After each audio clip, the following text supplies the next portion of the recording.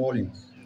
Милостиво погледни върху тези деца и изпрати им духа на премъдростта и разума, духа на познанието и благочестието, духа на Твоя страх.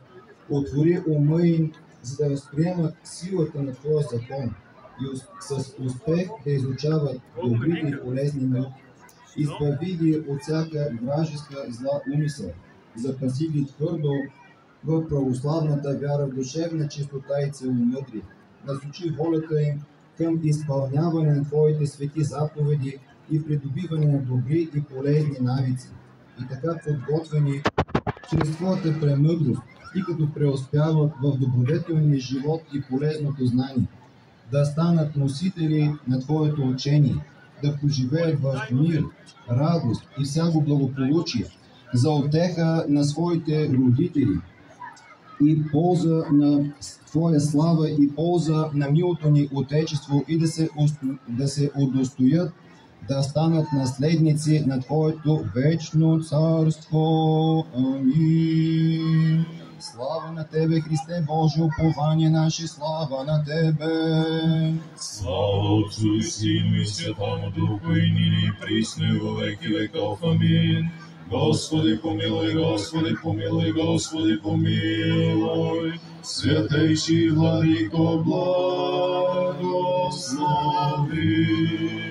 Христос, истинският Бог наш, който благоволи да се кръсти в река Йордан от Свети Йоан Кръстител заради нашето спасение, по молитвите на своята пречиста, пренепорочна свята майка, на светиславни сехвални апостоли със силата на честния животворящ кръст, по застъпничеството на честните безплътни небесни сили на светия честния славен пророк предтече кръстител Йоан, на свети равноапостолни, славено български просветители Кирил и Методий, на светия благоверен цар Борис, на светия наш отец Климент, архиепископ Охридски чудотворец, на преподобния и богоносен наш отец Йоан Пустиножител, Рилски чудотворец, на всички свети просияли в град София, на светите и праведни богоци Йоахим и Ана, и на свети великомъчник Никита, чиято памет празнуваме днес, на всички свети да ни помилва и спаси, защото е благ и човеколюбен.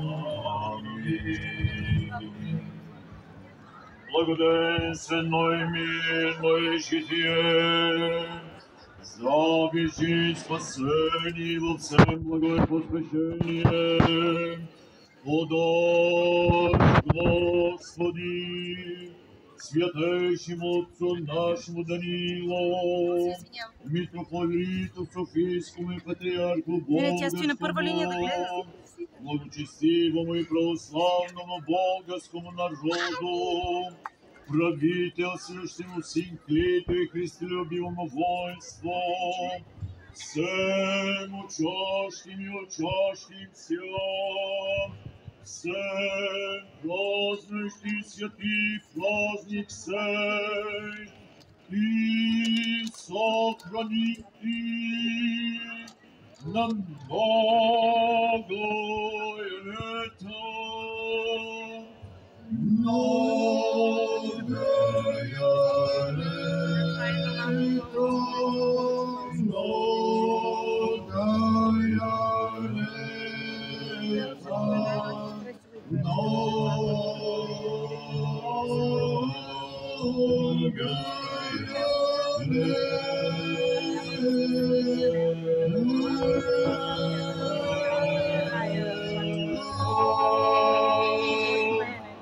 молитвите на светите наши отци, Господи Исусе Христе Боже наш, помилуй нас.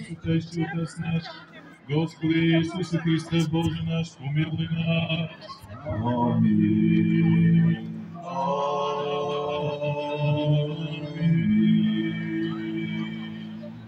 В името на Отца и Сина и Светия Дух. Уважаеми господин Стефанов, уважаеми представители на местната и държавната власт, на РУО, образователните институции, драги учители, мили деца, драги родители, обични в Господа брати и сестри, най-сърдечно ви поздравяваме по случай началото на новата учебна 2025-26 учебна година. Всички ние, които се намираме тук, сме изпитвали вълнението, когато на този ден забие звънеца и ние седнем зад ученическите чинове. Вълнението е голямо, защото предстоят много нови неща. Срещаме се с знанието, опознаването на света около нас, в взаимоотношенията едни с други и опознаването на света. Опознаваме и себе си и малко по малко търсим и намираме своето място в обществото и в света. Има една интересна мисъл на светия апостол Павел, който ни казва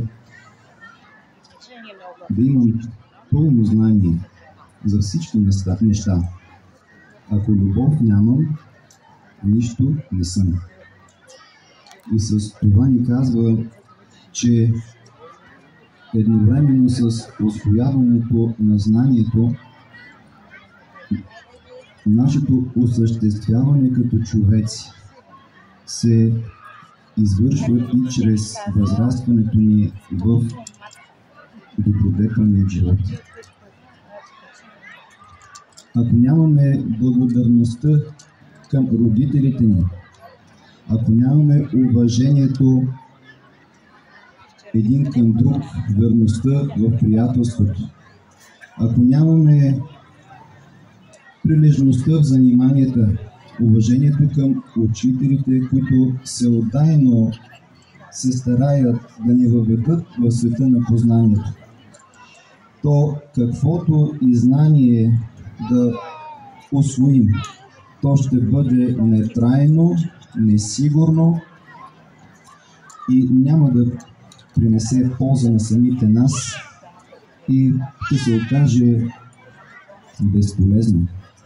Но в същото време, ако едновременно с усвояването на полезните науки, с опознаването на света, ние възрастваме в благодарност към родителите ни, в вярност към приятелите ни, уважение и почит към учителите ни, любов едни към други, то винаги в нашия живот ще ни съпътства Божието благословение и ние с радост ще вършим всяко едно нещо и както Свещеното писание ни казва, на праведника всичко му съдейства към добро и ще успяваме и ще се радваме, мили деца.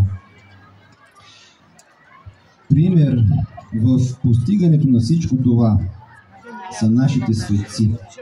Не можем да кажем, че това, което говорим тук, са само думи, защото го виждаме въплътено и изобразено в живота на едни от най-почитаните човеци от нашето минало.